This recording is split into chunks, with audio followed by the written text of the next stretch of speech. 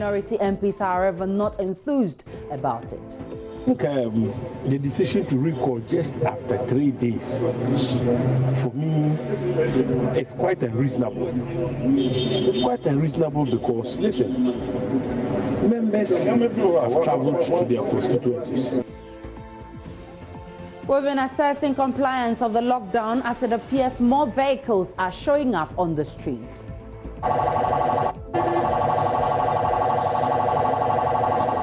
And in business, Ghana to receive $35 million from the World Bank for government's coronavirus preparedness program. It's a credit facility which has just been approved by Parliament. It is our understanding that hopefully today the World Bank board itself should approve it. And Dara will be here with the business in about 30 minutes. Also in the bulletin, some relatives of COVID-19 patients say they are being shunned by people who they used to call friends and family. I've lost most of my friends because of this problem. And I don't know what is coming ahead.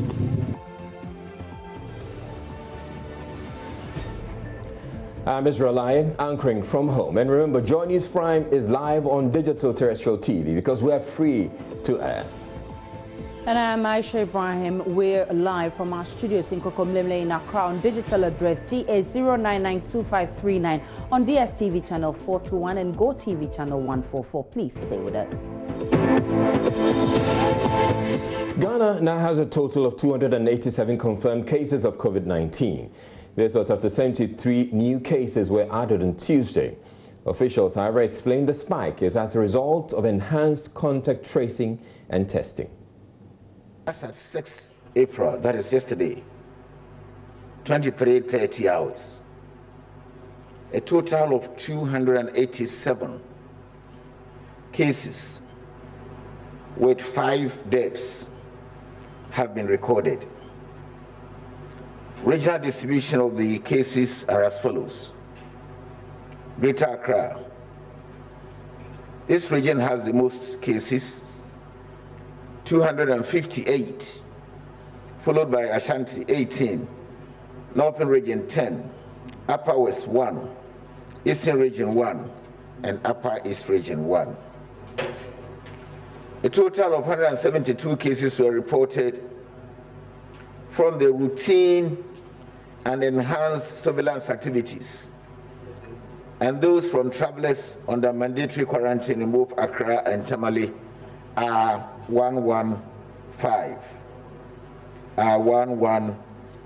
That is Accra and Tamale. Accra is 105 and Tamale is 10. Minister for Sanitation and Water Resources Cecilia Dapa also explained the free water that President promised will not be limited to those who are served by the Ghana Water Company, and that her ministry is in discussions with private water tankers to intervene. Water tankers, both public ones and privately owned ones, are also going to be mobilized to ensure the water supply to all vulnerable communities. I must state here that this also includes the Ghana Water Sanitation Agency. All their systems also will provide water for free. Again, all community-based water systems are to serve water to the community residents for free. All water bills for the above months for all domestic customers and standpipe users will be absorbed by government. I'm stressing this so that there will be no confusion. Also, hospitals, clinics, and other health centers will enjoy priority supply of water as they have been doing.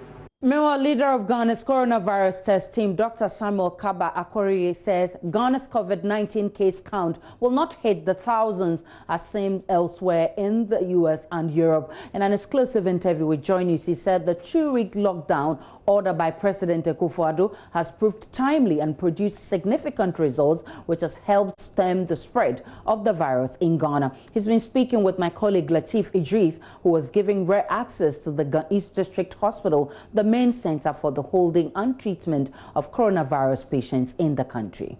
Talk of frontline health workers delivering healthcare to Ghana's COVID-19 patients, and you find them right here at the Ga East District Hospital.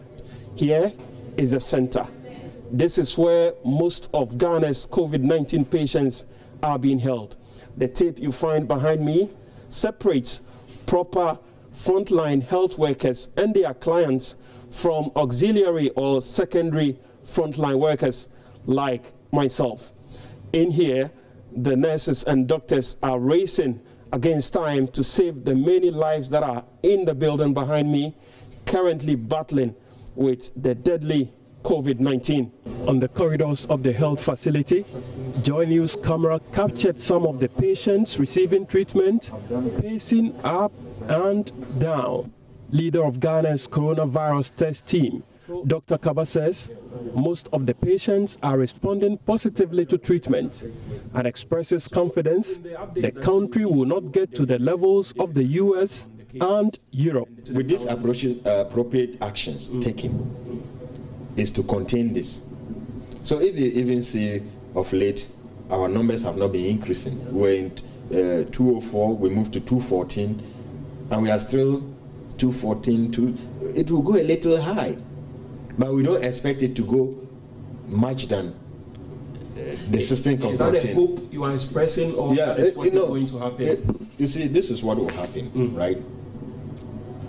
When you lock down and you start testing, the more people you test, you might get more positives, right? So I will not be surprised to have more cases positive, because that is the purpose of locking down, to identify them early. And then you prepare yourself for that. But it also gives us that window of breath that the next 2 weeks we should be having less, because we had locked those at home. Yeah. So it's not only a hope, and of course hope is the last thing you lose. I do have that hope. But it's also reality that measures of containment has been taken at the appropriate time for us not to go to the thousands. So Dr. Kaba is confident Ghana will not hit the thousands when it comes to patients. When do if we continue the way we go and the way we are doing things. When should you expect the curve to flatten? Okay. How soon should, or would Ghana's curve flatten? Okay, I'll help you with that in a way so that you understand. In every country, whatever it is, you always get a peak and then it starts to drop. Health workers undergoing training here to be put on the front line of the COVID-19 fight say they are unfazed with the dangers associated with the deadly virus. While others will call it a risk, I would want to call it a privilege. All over the world, other staffs, I've seen other nurses who are also sacrificing to help our colleagues who are having this ailment or this suffering from this pandemic. Because it's something like a worldwide something spread, definitely there will be a little fear inside. Definitely, no matter who you are, there's a fear that you can encounter. There's some little fear that will come your way. But as a health worker, you should rather take away the fear and know that you are in for this, and it's a passion. But as he said, the battle is a lot. And then as a health worker, you should be ready for anything, because it could be your family, it could be your partner. Anybody can be there. So supposing I was the one there, I would need somebody to care for me. So I think that we are just doing it with a free will, not thinking about anything. Now, the Speaker of Parliament is recalling MPs from suspension to resume its session starting Wednesday. It follows the indefinite suspension of the first meeting of the fourth session last Saturday amidst protests from the minority. Well, Speaker Professor Michael Quay, in a notice dated Tuesday, April 7, is asking the MPs to return on Wednesday. The notice explains Finance Minister Ken Ofori-Atta will be presenting a policy statement on COVID-19, explaining the reason for the recall.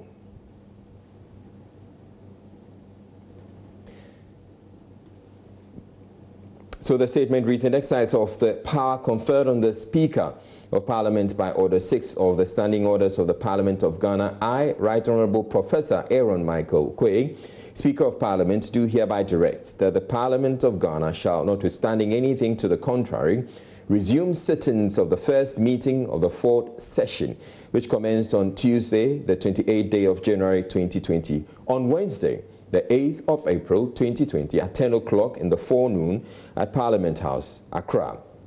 And this is dated in the office of the Speaker of Parliament, Accra, Ghana, the 7th day of April 2020, and is signed by the Speaker, Right Honourable Professor Aaron Michael Quay, the Speaker of Parliament.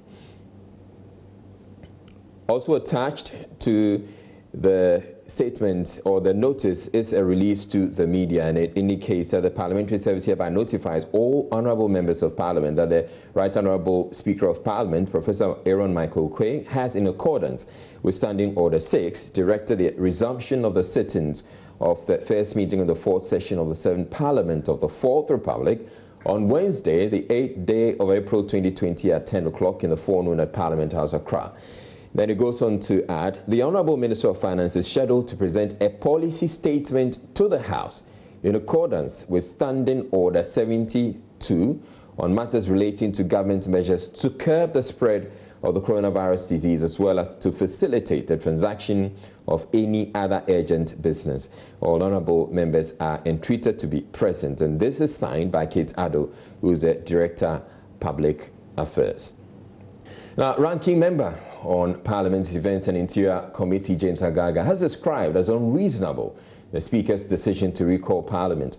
He says it's out of place that MPs are coming back 3 days after their break, and that he will decide whether to go when he gets back to Accra from Kumasi, where the Defence and Interior Committee is monitoring enforcement of the lockdown.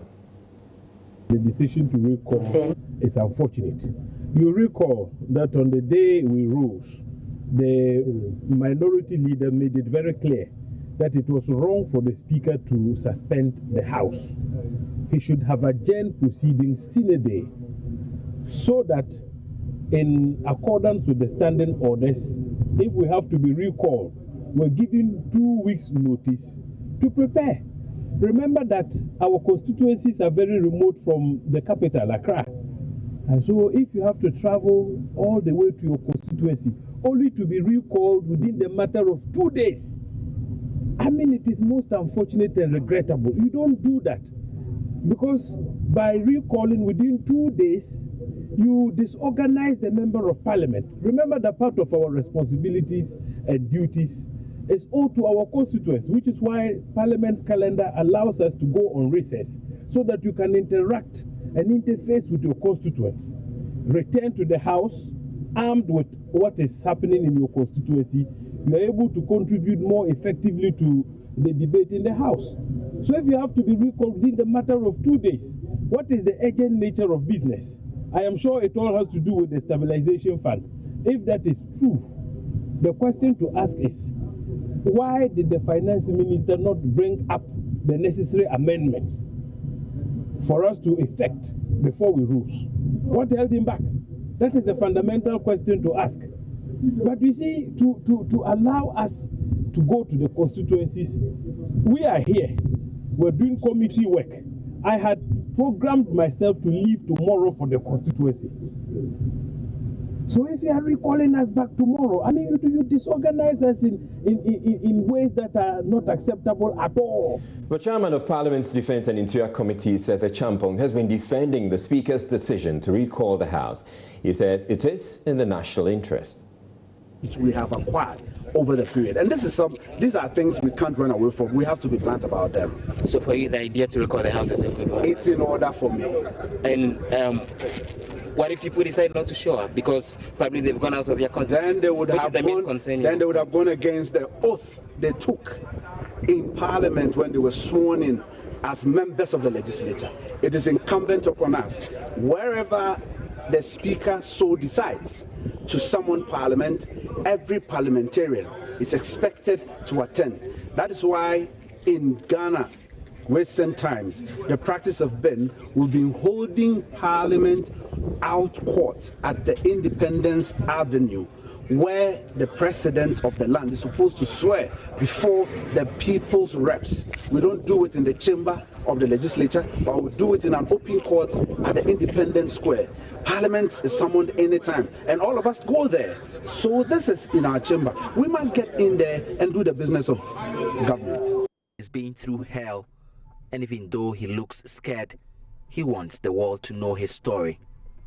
Hopefully, that changes something. You don't know that I've gotten some, so you will not be talking about people soon.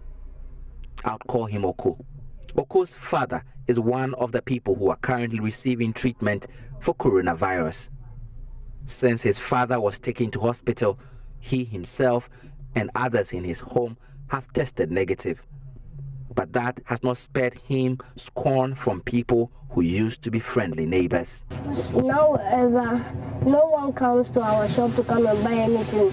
As a result of that, my father asked my grandmother to business. They've asked the 4 workers they work with to go home, and they've also stopped going to the market because since the rumor went out, everyone who meets them runs away. The way they are treating us, it's as if we are the ones with the disease. We need to be tough to go through this. The whole town has been told not to come close to us. They do not even buy from us again.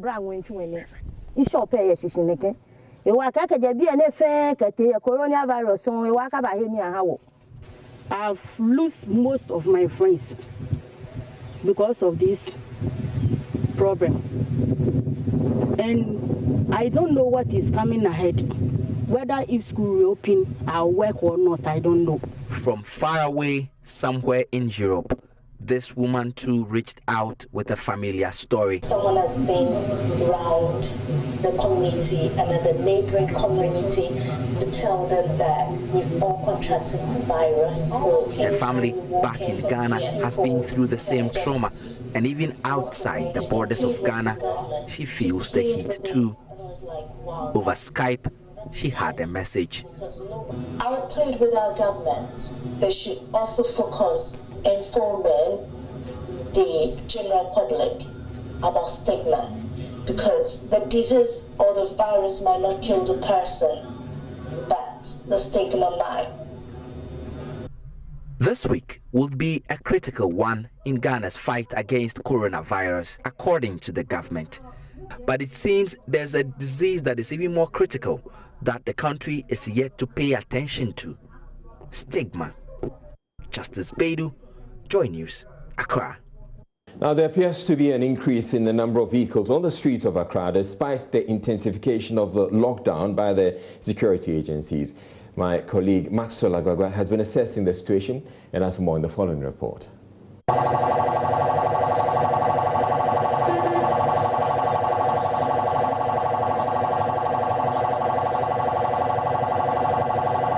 It's day 9 of the lockdown to curb the possible spread of the coronavirus here at Okponglo. What we are beginning to witness is the increasing number of vehicles on the roads. Now, it is difficult to tell whether all of these persons here are essential service providers or work within that sector. Police officers here are having a very difficult time doing the sieving, trying to sieve out those who are not essential workers from those who have genuine reasons to be out. This has created some kind of traffic situation here at the Okponglo intersection. Now, coming all the way here, we saw quite a number of vehicles on the roads, more numbers than we had seen during the first week of the lockdown. I've been speaking to the Highway Patrols Commander, DSP Isaac Sakite, who says they are beginning to see more vehicles on the roads. It seems many people are taking advantage of the situation to come into town. Currently, we are allowing people who are providing essential services like food, people who are critical staff in their various institutions, those who they can prove that they have something to do with essential provision of essential services. Anything aside aside that, if you can't give us any tangible explanation, for instance, like you are going to a hospital, that we can see that you are going to the hospital, and we can prove. No, we will tell you. We allow pharmacists, nurses, medical doctors, ECG workers, Ghana Water, and all other essential service providers. Anything aside that, if you are going to the bank, you get to the nearest bank to you at your area and use the ATM to cash. Anything aside that, no. Are you seeing more people on the streets now than you saw last week? Yes. And we started yesterday. We started from Tesano. I started from Tesano, and today I'm at Legon.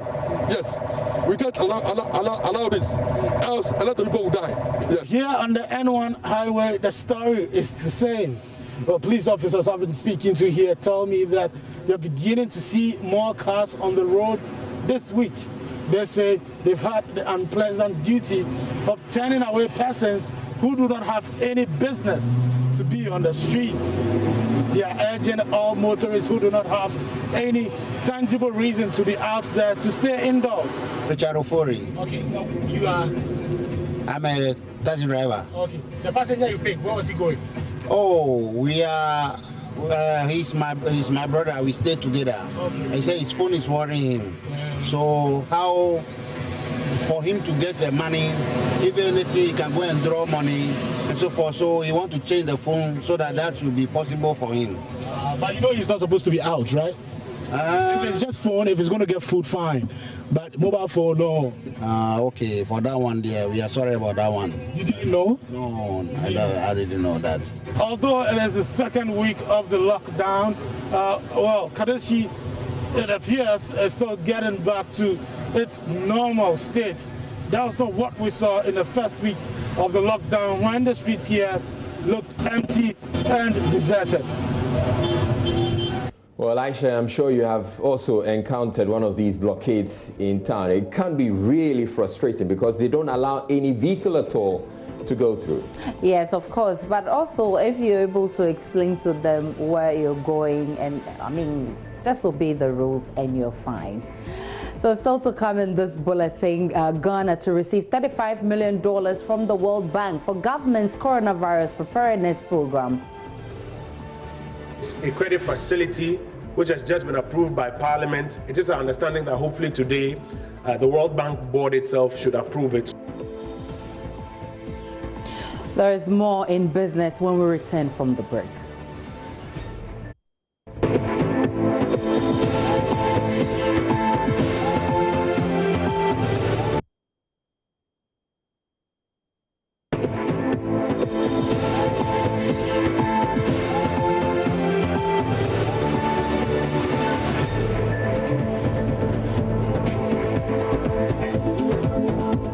Time now for business. Daryl Kwao has all the latest from the business world. Daryl? Hi, Aisha. The fight against coronavirus is on, and God knows we need the money. And it's taking a toll on businesses, yeah, it's taking a toll on businesses. But thankfully, the World Bank is expected to give approval for government to access some $35 million to support the fight against the coronavirus pandemic. This facility forms part of the $100 million package announced by the President and the Ghana's coronavirus alleviation program.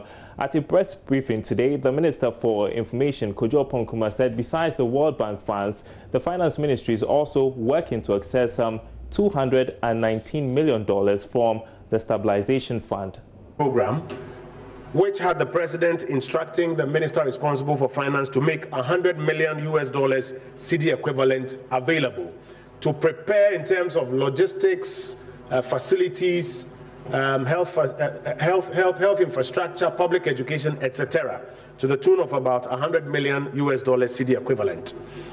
35 million of that is a credit facility which has just been approved by Parliament. It is our understanding that hopefully today the World Bank board itself should approve it so that disbursement can take place. 65 million of it is a virement of an already existent GARID facility, which has already happened, and that 65 million cedi equivalent is now available to the Republic of Ghana.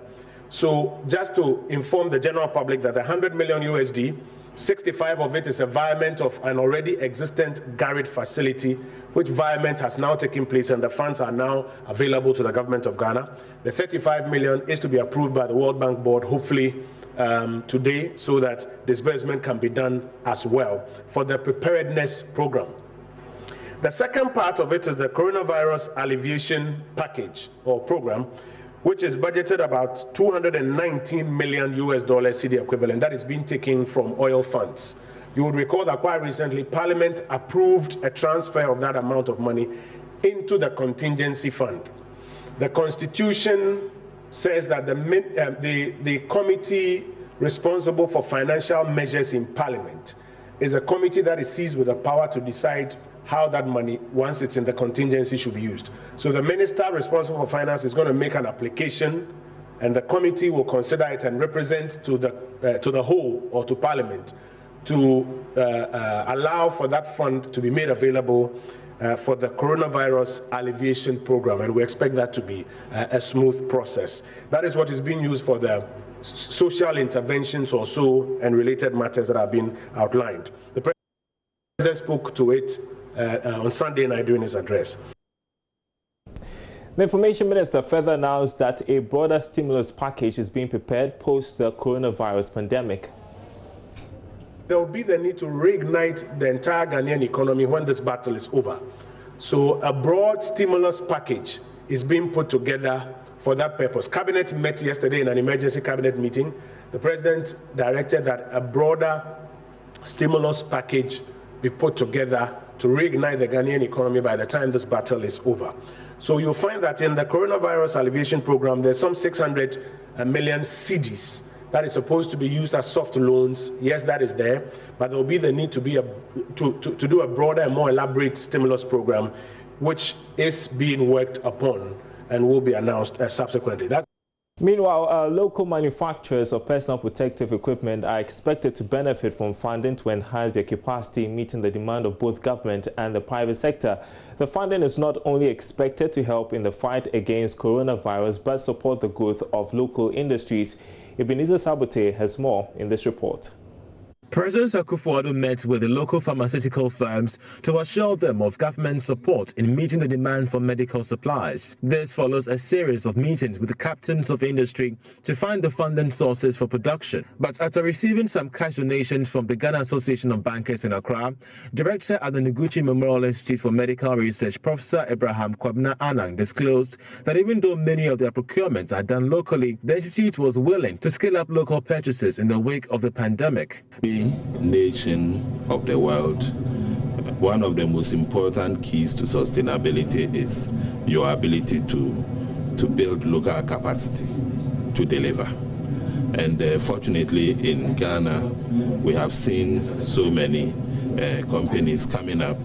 Some people have even started preparing face masks, made at home face masks. And we have some local companies producing face masks, which of course we procure those kind of materials to enhance our ability to deliver on the COVID-19 testing and control. Also even the hand sanitizers and things like that. So really that is a positive thing that the government had done not too long ago, bringing the pharmaceuticals, for example, together to take concrete action. And we procure from such sources to also ensure that we put oil into the engine of growth from locally, and it's very important. Meanwhile, the chief executive of Ecobank Ghana, Dan Saki, disclosed that bankers are considering procuring ventilators for the state to aid the fight to save lives. The issue of ventilators is one of supply. At this point in time, there's a shortage of ventilators, so we are focusing on the essentials now, what is available, and that is why we focus on the test kits. That's why we focus on helping the doctors. That's why we focus on feeding the homeless. The next stage is, once the supply situation in the world normalizes, I think we'll all look at how we can help as an association and also in our individual capacities as banks to support and improve the stock of ventilators we have in the country. The Association of Doctors and Residency also used the opportunity to seek for more support for the private sector with the announcement of a mobile short code to be used to donate. To assist us with personal protective equipment and other logistics for us to be able to face the battle protected. This is because we realize that healthcare workers are essentially protected to contracting the virus, exposed to contracting the virus. And we are glad that they came to our aid aid. This is going to help us purchase protective equipment and distribute it to our colleagues all over the country so that they'll be able to do their work very well. Encourage other individuals and corporate bodies to be able to join in this fight, helping us procure these necessary equipment. If you want to assist, you can send any amount you have available to our short code 887. Star 887 star 10 hash, star 887 star 10 hash. And you could also contact us through our Facebook handle or through our Twitter. We would have some numbers over there that you can also contact, so that you can assist us in whichever way you can. So far, many health practitioners are undergoing training in order to build the capacity in the handling of COVID-19. The business community showing some goodwill. And while also tonight, Tullow Oil says its production in West Africa has not been affected by the coronavirus pandemic. We've got details in our summaries. Ghana's cocoa revenue will experience a shortfall of $1 billion as the coronavirus pandemic has caused a decline in cocoa price on the world market. The Outbreak Cocoa Board says has also stalled the current syndication process for loan facility for the 2020-2021 crop season. CEO of Cocoa Board, Joseph Boahin Eidu, said the fall in cocoa prices has so far cost the country $1 billion. Tullow Oil PLC has said its West African production guidelines have not been impacted by the COVID-19 pandemic. In its latest update, Tullow said production operations in West Africa have not been affected by COVID-19 as yet, adding, in addition to the existing infectious disease mitigation plans already in place, Tullow is requiring all personnel to self-isolate in Ghana for 2 weeks before transferring to our FPSOs to ensure that the risk of a COVID-19 outbreak offshore is minimized. The coronavirus pandemic is greatly reducing the sales of the National Lottery Authority (NLA). Due to the coronavirus pandemic, lotto marketing companies are unable to sell to the staking public. Therefore, to mitigate the shortfall of sales, the authority has activated its official short code star 890 hash to give opportunity to the staking public to play 590 and VAG Lotto games via MTN, Vodafone and Airtel Tigo. The NLA said the official short code star 890 hash would help to ensure the survival of the authority in these difficult moments of the pandemic. And that's it for business for now. The news continues after this break.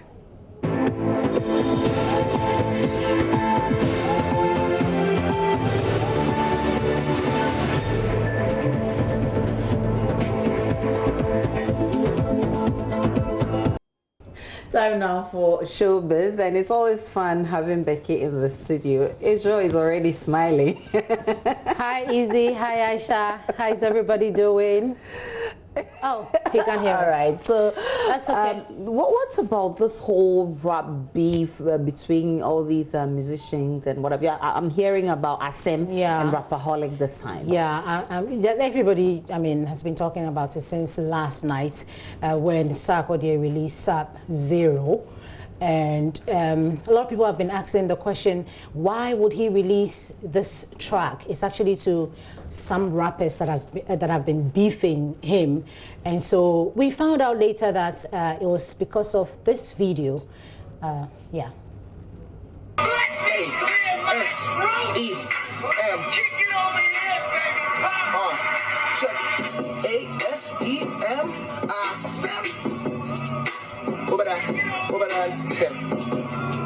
Where the channel coming soon? ASEM. You be the realest, the hero, the villain, the help in the building, you'll get it, be yelling. Resurrect Machiavelli, chicken with the melon, rhyme, storytelling, compelling. So generous with the flow, man, take it to the show, Eleanor. This is real rap, no be beats, battle, be selling now. Comprende? Insomnia on the grande, because we do the Sunday, then I go catch a friend on the runway. First class, no be one way. Let her be with the campaign. Oba there, cafe, capite, but it's all for the love though. We do this I know. I've never traveled to America before, so I have no idea what he's talking about. But apparently, Sarkodie has an idea of what he's talking about. So he decided to release SAP Zero, and it has got the whole Ghana talking. At least we have something to talk about. Wow. Rappers are mad, they say, I'm going to reply. You're more any day, no go fly. You can't catch a mother, I'm going to hold a brand. I mean, it's so the bottom of your dry. You're relevant, I will bet you at 10K. Why you tell me catch this with the 5K? But more pressure if I'm going to go to my name. I mean, my queen, Mamma 1K. And I was some of the patrol. Don't was it. But yeah, I'll cry, was some of the dancing. Now, we been answer the highest, I'm a reply. My party, you the grace, why you winning with a cassie? Charlie, me, baby, I'm doing me a yes. For the man in charge, it's a rubber bush. I hate Chinese, I was a back car, give me the one pass, so time I got 4 years, but I know so long. Sub-Zero there. This is. Oh, so you heard some. So what did you? I heard we need a casting. Okay, don't say that too loud on television. That's a bit too harsh. Can you break it down for us? Me, I can't. Actually, why is everybody scared? I mean, it's a healthy way of letting off steam. There's a lot of boredom. Yeah. People have been locked down. Yeah. So if you're locked down, you want to do something like this. So it's fair. Let them go at it. So long as they don't meet. I'm not sure they're going to meet. Yeah, they are distancing. So Sarkodie is saying that before he beefs you, like there's actually a package. If we have that one, we can put it on so that for those of you who want to beef Sarkodie, the decent package is 10K for the relevant artists. The dead career is 5K, and pressured people who are abroad is 1K. I don't know which one you want to go for. Which category do you fall in? Which one do you, dead artists, or you haven't started anything? Honestly, I can't rap, so I'm out. But you know, Sub-Zero has a response from Asem. Asem. Yes. We ain't seeing the end of this. A-S-E-M. Bonito. She love my big ego. This fever is lethal. When I shoot my shot for Twitter, I give me a free. Fly from LA to New York, Toronto to Heathrow. On a red eye for the bag, we don't get no sleep though. No more Biobi the song, and this is the sequel. I got a bad bitch, a savage, boy, let me spare you the details. Maybe you say you be #1 MC. I fade there to any hide and seek. The whole Pumuso no no fenty, up and ting, about yourself, Sumasi. Between me, baby, I made green in the home, or town for winning crowd, or to me poom, or the no about the walk on your home. We could have penny on me day, but in a phone. My shadow can achieve is a winning, we say, English. For the Casadia, I will be facing, and the day be a hand tiny whiffy. Yeah, me the no and catchy. Rap this a boxing, but you know be fight though. Heavyweight champion, name in the title. Whether you be hypo or you no be hypo, in my legacy already there in typo. Me who's a man go bunu no ko kwase rap no nye me hunu no. Me fans a karate makumase tuase tunu. Me kwando nenkinam. Me be rina di se chingam ASEM no me di me dinam me be tintam no man no abim.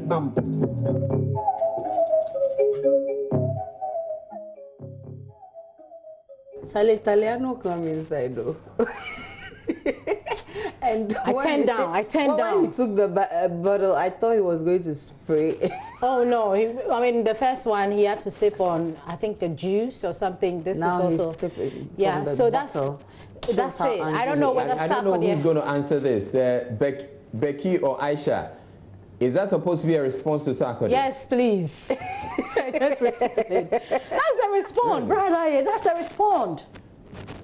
So which category does this for? 1K? Okay, Becky can tell us that. Which category? Noise maker. I'm not a rap artist. I don't cut for. It is here. Well, let's just forget about it. But that's the response from Asem, and we're hoping that Sarkodie will come back with something else. No, I doubt. This is not ending anytime. Oh, it's not like Sarkodie, right? Why do you think he won't? Becky, are there any other responses we should anticipate? From who exactly? Sarkodie or other people? Because this is we're talking about Sarkodie and Asem. Other people. Well, Patapaa says that he's the only person who can diss Sarkodie. Wow. The only person. After hearing that, go home again, get on some badangede. We go home. Sanka don't go the bangade. Gangana pay to you go face me in a gangada. Sweet multimedia, Banga Gonga Bangara de. Happy to look out to me that. So we go home to our own girlfriend.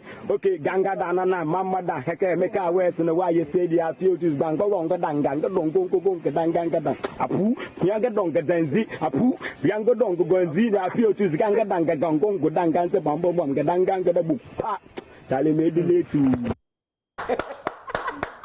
Voila, standing ovation. Do that. I can't hear the pepper. I can't hear the pepper. So, I only heard multimedia. You know, multimedia is 25 years. Media excellence. He mentioned multimedia, so you guys should be proud. I heard that one, but I couldn't hear the pepper. Pepper? Yeah. You know he never. So, Aisha, before I let you guys go, or before I leave here, something that Sarkodie started on social media, Instagram. Yes, and he had all these producers coming, you know, together to show Ghanaians what exactly they have. We have a beautiful package for you. Of the deadly coronavirus has brought fear and panic to many, putting everything at a standstill. Ghana joined a host of countries to impose a lockdown in the wake of the pandemic. This has affected every sector, including the entertainment industry. Musicians around the world like Burna Boy, Stonebwoy, Celine Dion and Rihanna have had to cancel their shows. But in Ghana, there are 3 artists that have found a way to get in touch with their fan base. Eden First organized the anti-corona concert. Manifest gave his fans a stay-home concert, while dancehall artist Shatawale had a faith concert. But producers have also been there for their fans. Hashtag Behind the Hits has been trending for the past 2 weeks. This was meant to entertain fans during the lockdown. This was introduced by one of Ghana's biggest artists, Sarkodie. The first battle was between JQ and Apietus. The second was Lynx Entertainment label leader Richie Mensa and Legacy Life Entertainment frontman Killbeat, which happens to be the most talked about.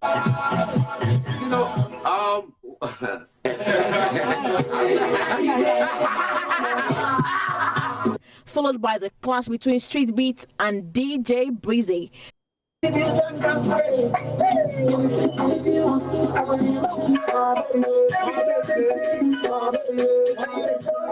Emoji and Mixmaster Gazi followed up.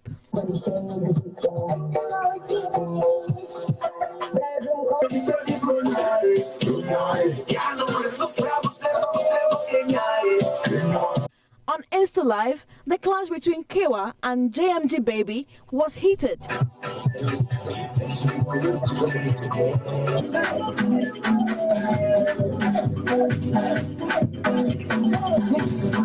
Well, it doesn't seem like the battle will be ending anytime soon.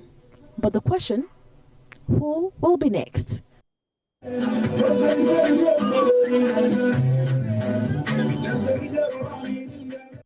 I bet you this lockdown is doing magic. I know, right? I know, right? So we're asking who will be next. We don't know which of the producers will be next. Hopefully, Israeli's son will, I don't know, hopefully. Right? Becky, thanks so much for bringing us so much. Yeah. I mean, we're supposed to be speaking with him sometime. Yeah, Shane. we have to. Shane Lai is standing by. He's still producing some more beats. So oh, wow. That's cute. I'll produce him. You do? If that makes sense. Oh. Thanks so much for bringing us showbiz.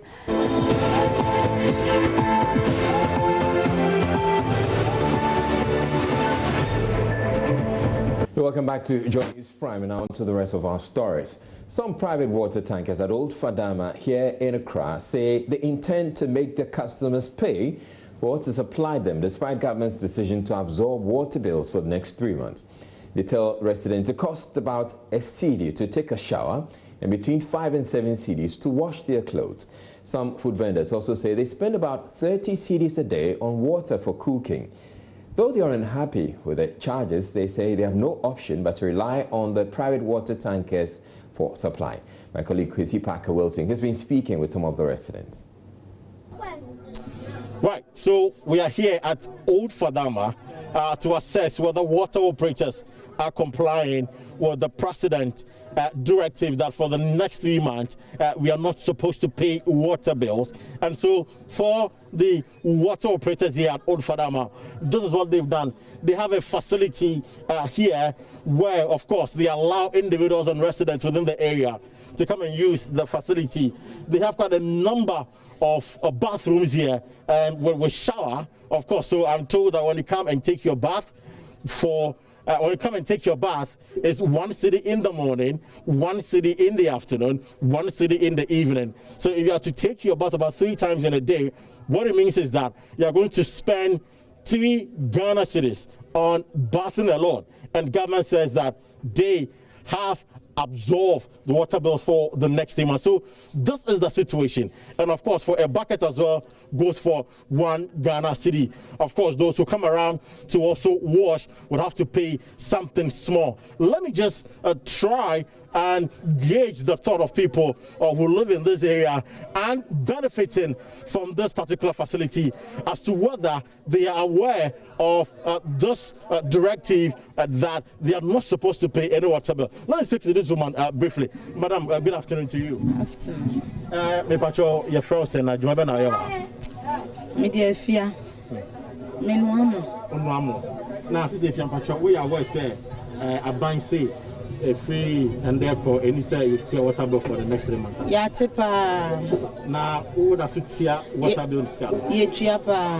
Who tear den ni tia se? Ye sa wasika ye tua, ye bedware a ye tua. 1 cedi dey bia 1 cedi. Obakufo bi adwale a 1 cedi. Enti anopa ene anumre 2 cedi. Ena utua usi ne ma so abetua be 6 cedi ana 7 cedi. Enti na ma utia 6 cedi. Ana 7 cedi. Ana 7 cedi ana 5 cedi. Ebi okra 10 cedi.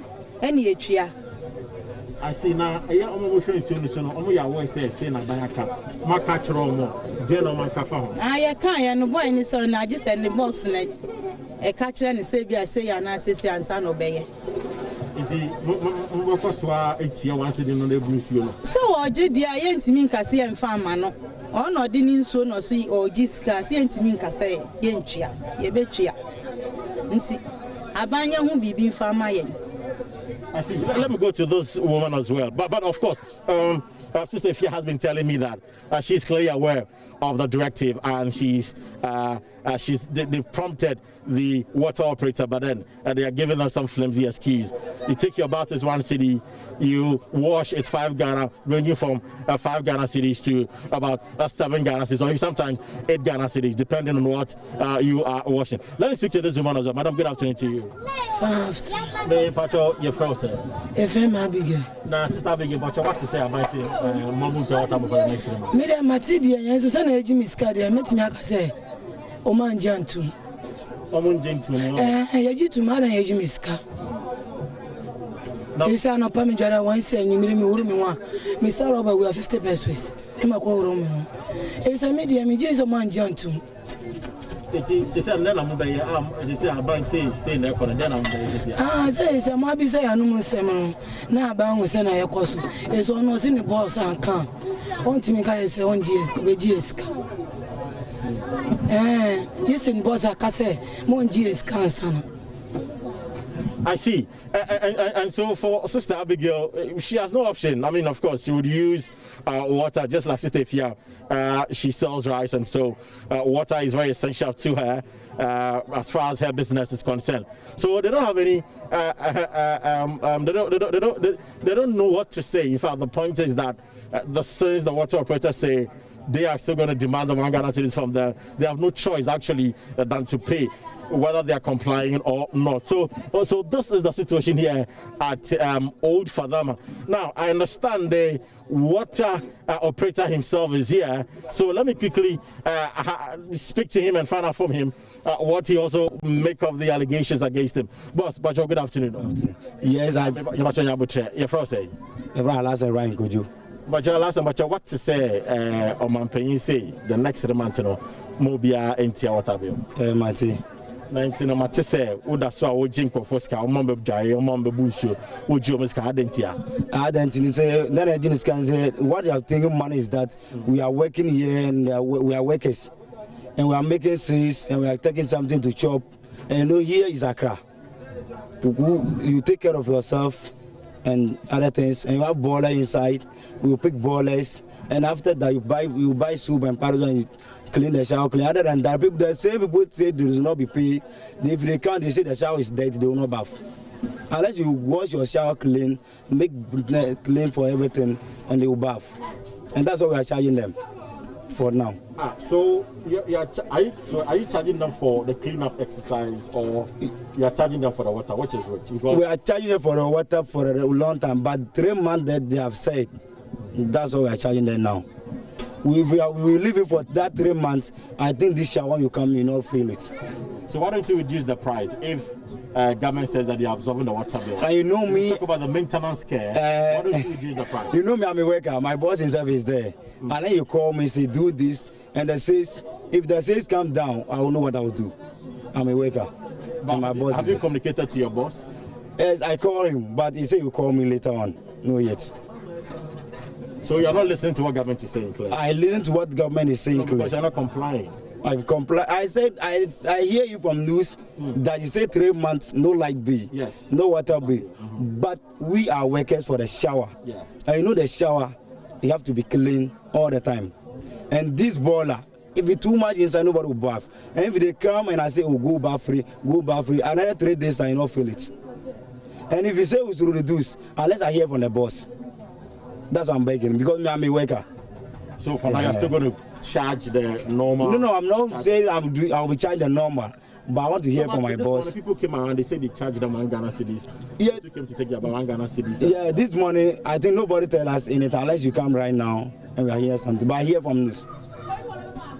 Yes. All right, thank you very much. So for this water operator, clearly, he would have to get the right instructions from his boss before he complies with the directive. And so this is the situation at Old Fadama, where there are 7, quite a number of individuals within the area. And it's quite simple that they are yet to actually comply with the directive, with the excuse that their bosses haven't communicated to them as to whether to reduce the prices or not. My name is Kwesi Parker Wilson, and I'll be reporting for Joy News here at Old Fadama. Meanwhile, Old Fadama residents who are affected by the Tuesday dawn fire have asked government to provide them with shelter. The fire, which started at about 2 a.m., destroyed over 800 shacks, and along with it, property worth thousands of cedis. Personnel from the fire service took a while to put out the blaze, explaining it was because of the amount of smoke they had to deal with. Though the cause of the fire is yet to be established, some dwellers say an angry wife, in an attempt to set her husband ablaze, caused the inferno. Again, my colleague Kwesi Parker Wilson was at the scene and reports. So we are here at Old Fadama, one of the biggest slums here in Accra, and the situation is not a good one. Here at Old Fadama, over 800 homes have been gutted by fire, rendering about 1,000 individuals homeless. Now, these individuals look on as they watch the fire spread through their property and cannot do anything about it. It is a state of despair. It is anguish, very emotional, as some of them are seen tearing because they couldn't salvage their wares. Some of them I spoke to tell me that the fire started around 2 a.m. And of course, the reasons they have assigned to it is that a couple had issues and that led to the spread of the fire. And basically, because here, most of the houses here are wooden structures, when the fire started, it quickly spread through to the other part of Old Fadama. All right, so boss, tell us exactly what you know about this fire outbreak. It was yesterday, dawn around 1:30 a.m. before they called me, said there was a fire outbreak at Zamamlan line. So we rushed to the scene. You know, the fire service, they were here. So how there is crowded, as a leader, we go home to plan. So this morning, I was here to invite all the stakeholders. And then we have been fighting how we can do. Now, if you can view what is happening, a lot of people is affected. So for now, we the chiefs in the community and then opinion leaders, we are planning to how we can get something for the people. As I'm speaking to you now over 1,000 people, they are homeless as I'm speaking to you now. So for now, even water to drink and then food to eat, and then as well as place where they can sleep when evening time. So for now, we the chief in the community, we are appealing to the government and then NGOs. They should come on our end so that from now going, they should start to bring those who can give us water, even food, and then where the people can sleep, anything that they can give to them. I think we will be happy for now. In fact, me buy two say almost 1 o'clock. And 1 o'clock time no, and I jani shase, she, a beshase, so shall say, a dime back kubiwa. Ah, a Zambramani boy back, ne diamond and shase, is see. Into omo praise bedum, omo timandum, and a question ahangina, a dear sasami, Mina de Baye. Now, in the Marikuntia, Zero in the dino, a jam 2 more. Na say, and the last said then the Baye. And no, dear, me becase met me achra. If say not in Miss Haden, and one say you say a jankuri. Answer about them so. Now she will be anti members. I dine crab you. A black about 1 o'clock. Now I often make a coda. See, no, I'm using heater starting back. Heater, banner. Me not to say, baby, I too. Never a jana started say Delino. A jaya delia to say, me many crowd who be a man to me, be a my first a midday back. I want my packing me drink. I made Tongu drink in a house so many that's to say, be a hawk crab woman. Many by me who so no mobu, a Jimmy, no woman, just a major way. The minute down on whom I made it away. At that, I'm a shakra, me nibi. Major way, me sre. Ni srepa sregana foni ya papa say o meboa me na nyasa dia ma ya mobo me ni kunu me nkoa. Now, security analyst Adam Bona is lauding the decision by the police hierarchy to give police personnel deployed to lockdown areas food instead of cash allowance. In an interview, Joy News stated from his personal monitoring of some personnel left their duty posts in search of food, and is urging the police to rather support that decision by their leaders.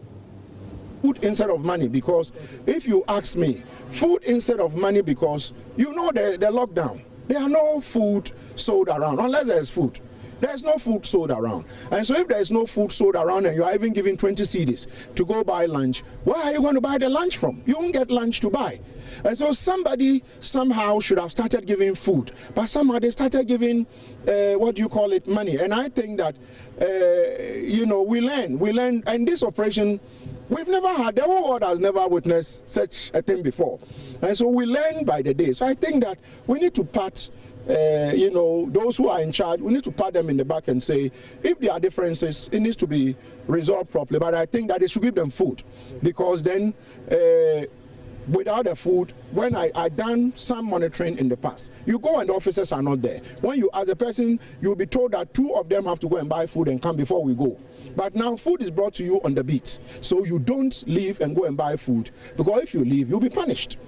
It is simply impossible, from where I sit, from the analytical point of view, it's simply impossible, or unless probably it is decided that the same number of officers who were initially drafted in are kept. That way, we will not feel the impact of this operation. So for me, I think some information was not passed on well. Ashanti Regional Minister Samuel Osei says, downplaying concerns, security personnel in the region have been engaged in excesses as part of efforts to enforce the COVID-19 lockdown. There have been a number of alleged assaults, including one on a Zuria FM DWTV journalist, a DCE, and a health professional. But Mr. Osei says residents in lockdown areas are happy about the work of the security officials, and a lot of claims of excesses are happening only on social media. He was speaking with Joy News in Kumasi after Parliament's Defence and Interior Committee met the Ashanti Regional Security Council. If you take the lockdown area into consideration, there is mixed feelings. The general public feel that the security agencies, the security operatives are too soft and they are not dealing with the people as they should do. There are other people, especially on the social media, who think that there are excesses so far as the security arrangement in the region or the lockdown area is concerned. You disagree with them that some excesses are happening? In fact, not all those things you find on the social media. It's just about, let's say 20%, because only about 3 of them that actually happen here. And some of them, even the presentation on the social media is not objective. It's not as it is. It's not the reality on the ground. The 3 that I will agree that happen here is the one involving security personnel and then somebody who slapped the security personnel. The other one is the attack on the district chief executive of Vija Kwabri by a police personnel. And then there's a nurse at Menchia Hospital who posted something on the social media that she was being brutalized by the security agency. President Akufo-Addo, during last Sunday's televised nationwide address on COVID-19, singled out for mention 3 individuals who have developed technologies to help stem the spread of the virus. Equally impressed with the invention of a solar-powered hand-washing sink by Judose from Kumasi and the COVID-19 prevention electronic bucket made by Kelvin Owusu-Dapa and Richard Boateng, both students of Obuasi Senior High and Technical School. Necessity, indeed, is the mother of invention, as the Ghanaian sense of enterprise and innovation is beginning to be felt. Of the 3 mentioned by the president, Judo says solar-powered hand-washing sink is proving to be quite a hit. The automated sink enables hand washing without having to touch any of its parts, as happens with a typical tap, which has to be opened. The unit also dispenses the soap used in the washing. Love News' Erastus Asaradonko has more. In the era of the coronavirus pandemic, there is a stress and emphasis on washing your hands thoroughly under running water with soap. Now, many are trying to come up with many inventions as to how we will minimize contact as much as possible with the turning of the tap and all that. Now, we have one such person who has come up with a technology that will minimize contact between turning the tap, the flow of water, and the soap itself. Meet in black. Yes, sir. Okay, so let's get inside and show me around.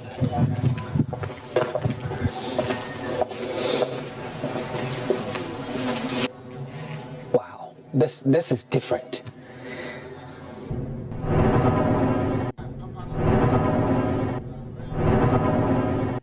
So what's the name of this invention? It's called Solar Wash. What is the objective behind this? Why did you decide to come up with this prototype? Okay, I came out with this idea when, this COVID-19 pandemic started. And I was in town and I was watching how people were placing the Veruca buckets. And I was asking myself, but it doesn't attract people to wash their hands. And I decided to create something unique that will attract people, because like the alarm system alone will attract people to come and see what's going on. And Ghanaians too, when you take anything old they know and turn it new, then it makes people want to have a feel at what's going on. So that's why we use the bar, which is Ankre, to create this whole thing, so that as soon as you see the flag, Ghana national flag on it, you get attracted, and it's your old Ankre, that has been turned to something else. How does it work? Okay, it works, but this is the normal barrel we call Ankre, and we've created a system that allows the sewage water, that's the wastewater, to drop under the barrel, that you let it out from the that's the exit. the exit. Okay. And on top of it has the fresh. It also the same system has the fresh water also. Okay. So it also has the liquid hand wash soap. So it's also powered by a solar system that we created, and we have a sensor, so we don't need to touch the tap. We want to demonstrate. Okay. Shall I go first? Go first. Right. Okay, so I have my soap poured on my hand, and I initiate my hand washing, and I have to do this for 25 seconds. Yeah, that's how much the program has been. Okay, so it allows me time to rub the soap properly around my fingers, rub my fingers very well before the 20 seconds is due.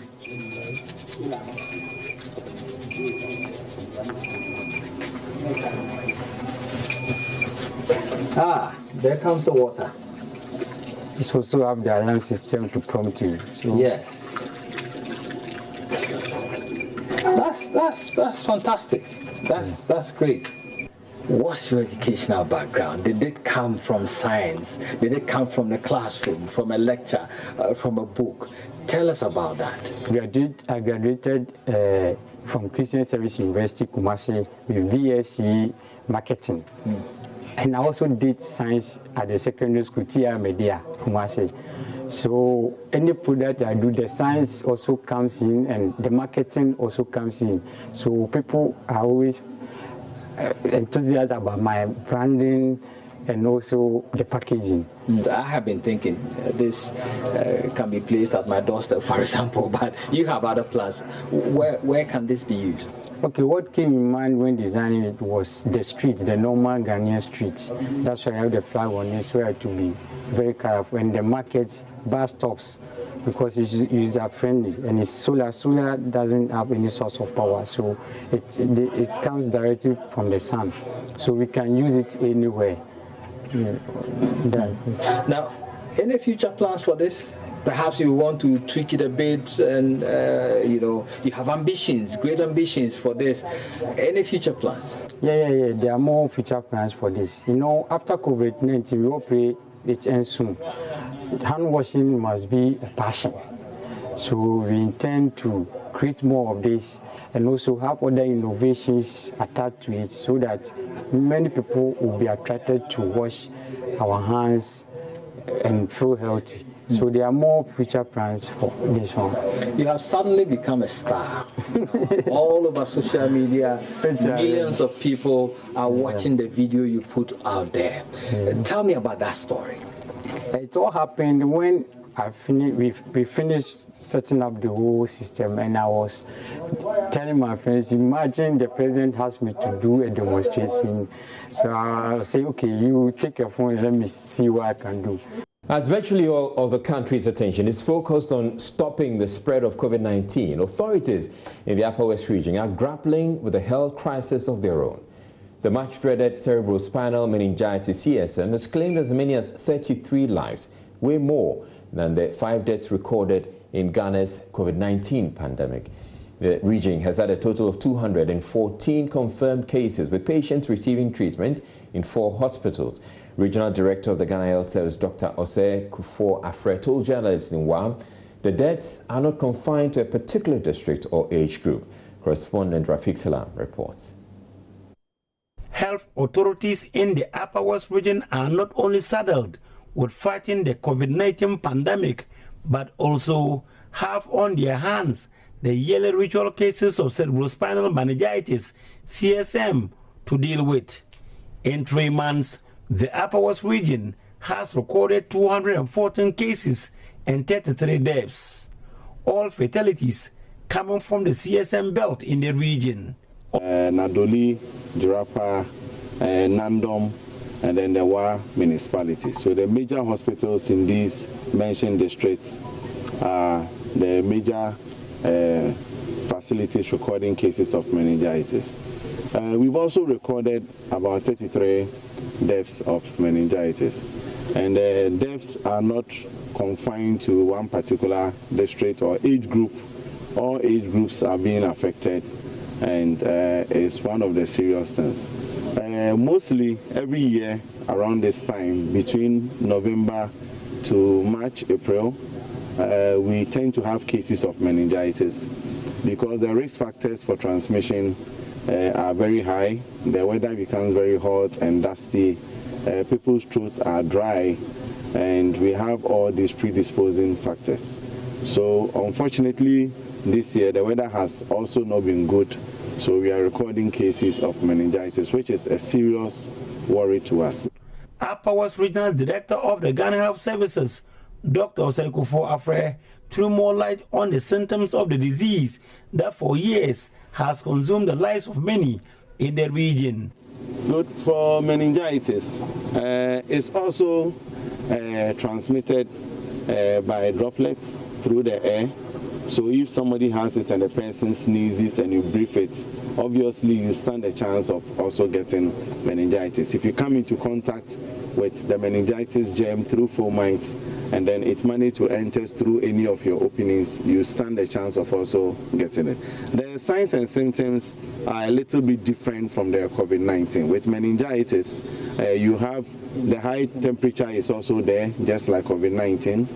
It gives you a headache, and then you have neck stiffness. Neck stiffness or difficulty in turning your neck left and right is a key. So if we have anybody who has a high temperature with headache and then difficulty in turning the neck. Unlike COVID-19, who does not have a treatment or a vaccine, meningitis have a laid-down treatment protocol. And the treatment protocol, it goes with needing some steroids, some antibiotics, some infusions, and other complementary things that we have to do. So once we have these things as stock in our stores, then it means once somebody comes, then it triggers the treatment protocol and we are able to manage the person. So like I said, we received some donations of antibiotics. We got some infusions also last week, and I believe our stores are not depleted to offset the management of meningitis. The major challenge faced is the refusal by patients to report early to health facilities for treatment, who Dr. Afre says has contributed to the higher cases in the last 3 months. People are misinterpreting stay at home if you have nothing to do with staying at home if they are sick. But we say that once you are sick, please link up with the health systems. And then once we check your system or examine you and we realize that you have meningitis, then we can start a treatment as soon as possible. So our main challenge is early late reporting to our facilities. And what we are preaching is that people should report early so that we can treat them on time. Reporting for Joy News, Rafiq Salam. Wow. The Korle Bu Teaching Hospital has received some 300 PPEs worth 150,000 cedis from Stanbic Bank Ghana. CEO of the hospital, Dr. Daniel Sari, after receiving the items, said lack of PPEs is no longer an issue at Korle Bu. He also assured the gesture is expected to reduce the fear and panic among healthcare workers as they would not have PPEs to work with. Okay, one of the things that I want to say is that the President, His Excellency Nana Dankwa Akufo-Addo, yesterday said that he's going to provide for all frontline staff fighting COVID-19 with all what is needed to fight the disease. And the manifestation of that promise is what we are seeing today. Stanbic is our bank in Korle Bu. They have been collecting all our money, and we rely on them, and they also rely on us for. And also, they come straight away and say that what can we do to help Korle Bu fight this? He said, if you can get gloves, if you can get masks, all these things, this 10 out of 10 are all PPEs. PPE is not only the cover-up. Gloves is a PPE, mask is a PPE, you know.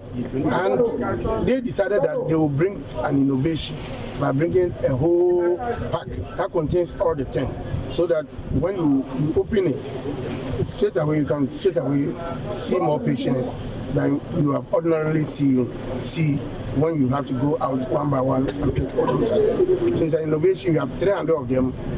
Yesterday, the Ministry of Health also called us that the supplies have arrived. So we are going to temporary holding center in Tamale to collect more I know Her Excellency Nana Dankwa Akufo-Addo's wife, the First Lady, has also called and promised that they are bringing some to add. So I want to say emphatically that the challenge of PPE is no more in Korle Bu, and no one should use PPE as politics, PPE to add them, and PPE unavailability as an excuse. Stanbic Bank CEO Alassane Ndane was happy his bank is helping the frontline health workers carry out their duties effectively. Look, I think our warriors in this COVID-19 fight are our frontline workers. We know we're putting them through difficulty, but they have to stand for us. They're to stand for us. They're to stand for the country, and we want to encourage all of them, and especially for corporate Ghana and Standard Bank, we are all digging a little deeper to see what we can do to complement government's efforts to make their life on the streets, and in the hospitals and at all the care centers a bit easier, so they can protect themselves and in the process save lives. So again, to encourage all of our frontline workers to stand for Ghana, stand for the future, save this country. Up next, we bring you the second dose of business. Hello everyone, welcome back to Business. My name is Darrell Kwao. The Kumasi Central Market will open on Thursday after traders agreed with city authorities on a shift system. This is to ensure traders observe social distancing protocols in this time of the coronavirus pandemic. Prince Appiah joins me with the latest from Kumasi. So, Prince, how would this shift system work? Hello, Prince. I'm not too sure if Prince can hear me. I'll try one more time. Prince, can you hear me? Yeah, Darrell, I'm here. So how would this shift system work? So the traders are a little below 6,000. So the shift system is that they are going to be divided into three, and they are going to be given unique colors: red, gold, and green. And so every group is going to be a little below 2,000. And what is going to happen, I'm told, is that tomorrow, which is Wednesday, the markets will be open temporarily, not for business, but for the leadership of the 67 trade associations to meet with their members to agree on which group will be in the red and which group will be in the gold and then green. So they formalize all the agreements they had today. And the KMA information we are getting is that tomorrow a unique identification card, which is going to bear the red, gold, and green colors, will be available, and leadership of the traders will have to distribute them to their members. And so this is how it's going to work. When it takes effect properly on Thursday, the red will start. A little over 2,000 will come to the market to trade, so they can observe the social distancing and all the other protocols. Then the following day, the gold color would also come, and they would also operate in that order. Then the following day, the green will come. The authorities are saying that the Metropolitan Security Council, together with leadership of the traders, are going to monitor this. They are saying that every trader, because they will be given unique identification cards, they must come to the market with those cards. If you are not part of the red group and they see you in the market trading on the day when, say, the green are supposed to trade, right, you'll be punished in that regard. And they are also saying that if the traders do not go by these protocols, then the market would be closed indefinitely. Okay. Darrell. Okay, Prince, we'll see how that works out tomorrow. Thanks very much indeed, Prince Appiah, giving us that report from Kumasi. Well, even though the government has announced some measures aimed at mitigating the impact of the coronavirus pandemic on small and medium-scale enterprises, there are calls on business owners to begin conversations with your banks on how to pay off loans and rents. The chief executive of Delex Finance, Ken Thompson, who spoke to Joy Business, said it is time for business owners to agree to sharing the burden that coronavirus brings. As you sell oranges, so you're no longer buying oranges. Because you're no longer buying oranges, if the oranges come from the farm, from the farms, nobody's buying. Because you are not the oranges are not coming from the farms. There's no transportation services. Because there's no transportation services, it goes on and on and on. It builds up. And the farmer has no demand for even fertilizer. It goes on and on and on. So the consequences are huge. Too, because the question is, how is the SMS space really being impacted by this whole coronavirus pandemic? So if you bring it back to Delex, when I say we give loans in the rural areas, it's loans to public servants. These are Ghana government employees. So as at now, they have jobs, so we can give them loans because they are paid on a monthly basis. Regard to SME loans, really there's no business. But for my portfolio, funds maybe only about 25%. There's zero business. At the moment? Oh, there's zero business. I mean, first you can't sell. You should now, if you're in any company that does business with SMEs, you should start talking to them, see how what you can do to make the pain less. Because everybody's going to take pain. It's not in my interest for my client to go down, and it's not my client's interest for me to go down. So everybody is going to take pain. And my advice is that speak to your suppliers, speak to them, negotiate discounts, negotiate payment terms, speak to your staff. That's one thing that a lot of us forget, because the staff may have good ideas as to how to run the business. Speak to your landlord, and start to negotiate rent discounts. But in a period of crisis as we are, and I describe it as a war, the most important thing is cash. Discount, sell, hold cash. The most important thing is cash. So, discount and sell, hold cash. How are you ensuring that, as you said, you don't collapse, they don't also collapse because of this? Some probably have gone for goods that their shops are locked. Oh yes. Nova, this is one of the most serious events probably the world has ever seen. So let's assume that the loss is going to be 100. Say, you take 100, I also take 100. What else are you going to do? So we both survive. But you need to have the discussions now, because you need to plan for ahead. What are you going to do? So say, and it's as simple as that. I don't like people to cloud it in terminology. Well, I gave you a loan of 50 cedis. You're going to struggle to pay. I was expecting that you're going to pay, 80 cedis. You know what? You take a loss of 40, I also take a loss of 40. That's it, and we both survive. But you must start to have those conversations now. And as we conclude this segment tonight, cocoa added $31 to trade at $2,379 a barrel. Here's how trading fared on the commodity market.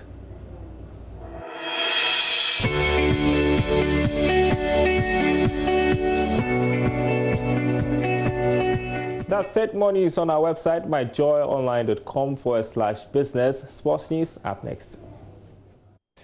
Last week on one of the bulletins, I was telling you about the fact that footballers and football associations across the world are scratching their heads as to how to deal with contracts involving players. Now, contracts essentially have to be honored when one party, that's the football players, play football. But in these times of the coronavirus pandemic, there's no football happening. So how do you justify paying players? Now, FIFA gave some initial guidelines which suggested that players and teams and football associations should sit down and decide matters on their own. But they've gone a step further to lay what they consider the contractual and legal framework for football associations and players to follow around the world. The COVID-19 outbreak has disrupted everyday activities around the world and been declared a pandemic by the World Health Organization. Football too has been affected, with football activities suspended in almost every country or territory in the world. Since the beginning, FIFA has been at the forefront of the fight against COVID-19, and as World Football's governing body, FIFA has a responsibility to provide guidance to ensure that any response is harmonized in the common interest. On the 18th of March 2020, the FIFA Bureau of the FIFA Council established a working group in response to COVID-19. The following guidelines represent the basic outcome of various discussions and were adopted unanimously. As a general rule, employment agreements shall be governed by the national law and the contractual autonomy of the parties. Having said this, and consistent with Article 18.2 of the FIFA Transfer Regulations, it is proposed, among other measures, that where an agreement is due to expire at the original end date of a season, such expiry be extended until the new end date of the season. Where an agreement is due to commence at the original start date of a new season, such commencement be delayed until the new start date of a new season. Equally, it is clear that the COVID-19 outbreak might lead to agreements that cannot be performed worldwide as the parties originally anticipated. Here, it is proposed, among other measures, as follows. Clubs and employees be strongly encouraged to work together to find appropriate collective agreements on a club or league basis. Unilateral decisions to vary agreements will only be recognized where they are made in accordance with national law or are permissible within CBA structures. Where such agreements cannot be possible, for the reasons set out in the FIFA official document, unilateral decisions to vary contracts will only be recognized where they are otherwise deemed reasonable by FIFA's DRC or PSC. Finally, in view of the current situation, it is agreed that the registration periods previously announced can be adapted to the new sporting calendars, which will be established by the respective MAs and leagues. For more detailed information, visit our dedicated website. As the president of Ghana likes to say, we are not in normal times. So all that can be condensed into a few points is that any country that has a transfer window can decide on their own to change and tweak the date of the transfer window, and also that football member associations such as the Ghana Football Association can determine on their own how clubs and players should be able to look at their contract, but it should be done with the national laws of Ghana, the labor laws of Ghana, or any other country that is being spoken of to look at the situation. Sounds like it will be good. Now, moving on here, yesterday I did tell you that it was Fatah Dawda's birthday, and we looked at a couple of things he had said. But in anticipation of the return of football, we asked him about Legon Cities, who had a lukewarm start to the season. They started the season quite badly, but before things were cut by the pandemic, they started getting a few wins here and there. What does he think the club should do going forward? I'm still playing, I'm still active, but the decision will be on the coaches. If they want me to come and play again, why not? I'm still active playing. You know, one thing in football is about goalkeepers in football is the more we play, the more we get the experience. You know, I'll be 35 next week. Just right. Next week I'll be 35. But we have to celebrate it on lockdown. You see, and then by the grace of God, I'm strong. I can say I'm strong. I don't know whether because of the extra training or maybe because I don't smoke or I don't drink. I don't know for that one, but I think the grace of God it's all about grace. That's what I see, because I'm 35, but I see myself to be still strong. It's grace. So I think I'm playing. I'm still playing. I'm still active. And that's the sport for now. I'm Gary Al Smith. You can get more on myjoyonline.com. Take care and stay home.